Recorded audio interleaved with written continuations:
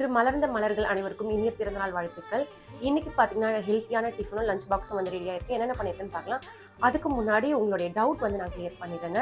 என்னங்க முதல்லாம் வந்து அடக்கொடுக்குமா பின்னி போட்டுருந்தீங்க, இப்பெல்லாம் தலை வந்து லூஸாரியே இருக்கீங்கன்னு கேட்டிருந்தீங்க.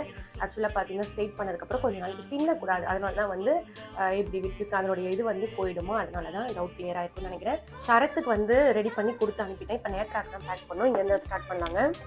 டிஃபனுக்கு பார்த்தீங்கன்னா கோதுமை தோசை ஊற்றி வச்சுட்டேன். அதுக்கு வந்து தேங்காய் சட்னி. இந்த பக்கம் பார்த்தீங்கன்னா இது சூப்பரான ரைஸுங்க, காராமணி மசாலா ரைஸ் வந்து டேஸ்ட்டாக இருக்கும். நான் வந்து ரெசிபி எடுத்திருக்கேன், அதுக்கப்புறம் உங்களுக்கு ஷேர் பண்ணுறேன். இது வந்து எக் மஞ்சூரியன். இந்த பக்கம் வந்து ஃப்ரூட்ஸுக்கு ஆப்பிள். சரத் வந்து சுண்டல் கேட்பாங்களே, அதனால் காராமணி சுண்டல் பண்ணியிருக்கேன். சாதம் வடித்த தண்ணி, சப்ஜா சீட் போட்டு ஊற வச்ச தண்ணி, ரெண்டுமே வந்து ரெடியாக இருக்குது. டைம் ஆகிடுச்சு. நேற்றாக்கு வந்து டிஃபன் வச்சு கொடுத்துட்டு நான் போயிட்டு தலை வாரணுங்க. காலையில் பார்த்தீங்கன்னா ஒரே பரபரப்பு தான் எப்போவுமே.